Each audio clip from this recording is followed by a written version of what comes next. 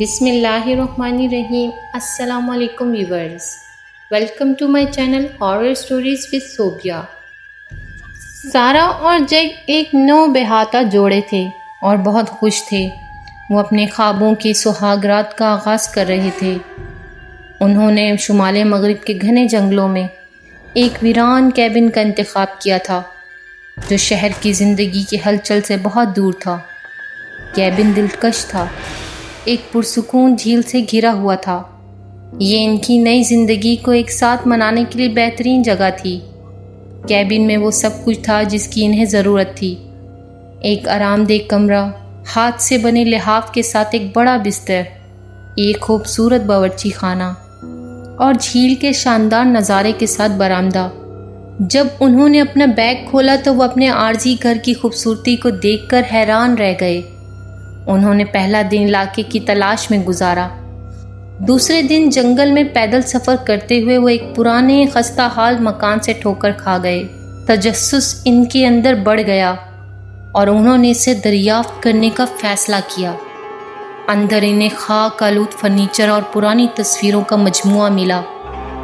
ایک تصویر پر سارا کی نظر پڑی جو 1900 کی دہائی کا ایک خاندانی پورٹریٹ تھا، جس میں ایک عورت تھی جو بہت جانی پہچانی لگ رہی تھی۔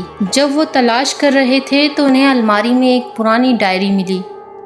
یہ تصویر نظر آنے والی خاتون مریم کی تھی۔ پچھلی چند اندراجات پریشان کن تھی، جن میں سانحات کی ایک بڑی سیریز کی تفصیل دی گئی تھی جو کیبن میں منتقل ہونے کے بعد خاندان کو پیش آئے۔ ڈائری میں عجیب و غریب آوازوں، بھوتوں کی صورتوں اور خوف کے زبردست احساس کا ذکر تھا۔ اس رات سارا کو سونے میں دشواری ہوئی۔ اسے کیبن کے باہر ہلکی سی سرگوشیاں اور قدموں کی آہٹ سنائی دی۔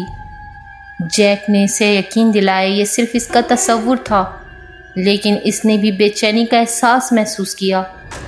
انہوں نے اسے ختم کرنے کی کوشش کی۔ اس دن کے ابتدا میں ہونے والی خوفناک دریافت سے منسوب اگلی صبح انہوں نے جھیل کو تلاش کرنے کا فیصلہ کیا۔ جب وہ پانی پار کر رہے تھے تو سارا نے نیچے سے کچھ چمکدار چمکتا ہوا دیکھا۔ سارا نے پانی کے اندر غوطہ لگایا۔ اس نے ایک زنگ آلود پرانا لاکٹ برآمد کیا۔ اس کے علاوہ اندر مریم اور اس کے خاندان کی تصویر دریافت کی۔ دونوں کو شدید بے چینی محسوس ہوئی۔ اس رات عجیب و غریب واقعات رونما ہوئے۔ سارا اور جیک بہت بے چین تھے۔ جب سارا سو رہی تھی تو کسی کے رونے کی آواز پر بیدار ہوئی۔ سارا نے ان کے بستر کے سامنے کھڑی ایک عورت کی شفاف شکل کو دیکھا۔ اس عورت کی آنکھیں کھوکھلی تھیں اور اس کا منہ ایک خاموش چیخ میں کھلا ہوا تھا۔ سارا نے جیک کو جگانے کی کوشش کی، لیکن وہ گہری نیند میں تھا۔ تصویر نے غائب ہونے سے پہلے جنگل کی طرف اشارہ کیا۔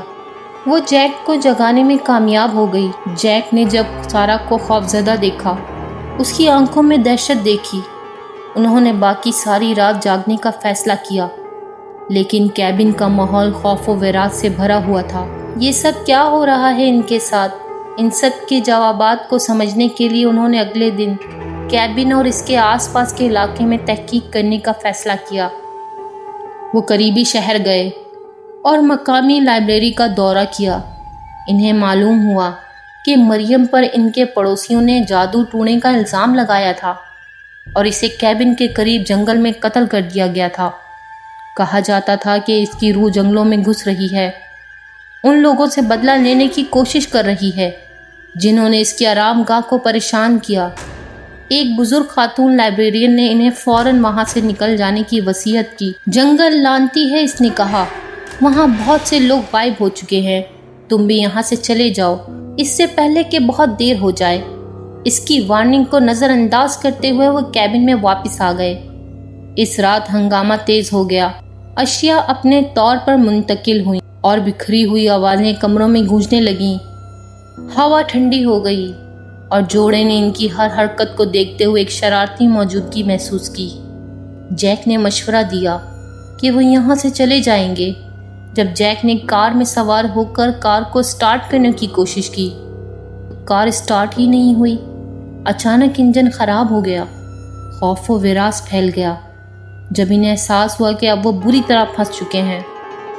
مایوس ہو کر انہوں نے پرانے گھر کو دوبارہ تلاش کرنے کا فیصلہ کیا۔ تہہ خانے میں انہوں نے ایک چھپا ہوا کمرہ دریافت کیا جو جادوئی علامتوں اور رسمی نمونوں سے بھرا ہوا تھا۔ ان میں سے ایک سیاہ جادو کی کتاب تھی جس میں ایک رسم کی تفصیل تھی۔ جیک ہچکچا رہا تھا، لیکن سارا نے اصرار کیا کہ یہ ان کا واحد موقع ہے۔ انہوں نے ضروری سامان اکٹھا کیا اور رسم کی تیاری کی۔ جیسے ہی رات ہوئی انہوں نے جنگل کو صاف کرتے ہوئے اپنا راستہ بنایا جہاں مریم کو پھانسی دی گئی تھی۔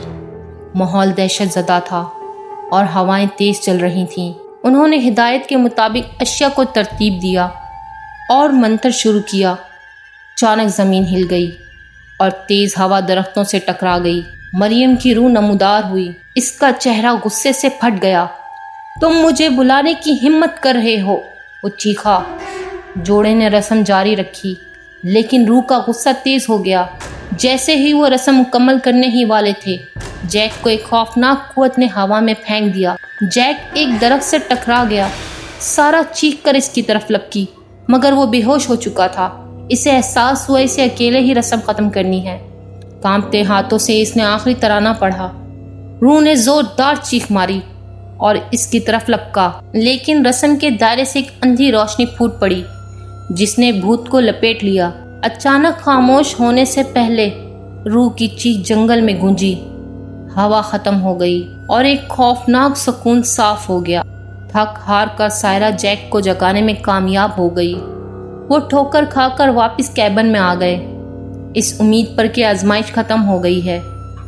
ان لوگوں نے گاڑی کو اسٹارٹ کیا اور پیچھے مڑ کر نہ دیکھتے ہوئے اس جگہ سے تیزی سے دور چلے جانے کا فیصلہ کیا۔ سارا اور جیک نے پھر کبھی اپنے سہاگرات کے بارے میں بات نہیں کی، لیکن اس تجربے نے ان دونوں کو ہلا کر رکھ دیا۔ وہ ایک نئے شہر میں چلے گئے اور اپنی زندگیوں کو دوبارہ شروع کرنے کی کوشش کی، لیکن اس ناخوشگوار سفر کی یاد آج بھی انہیں ستاتی ہے۔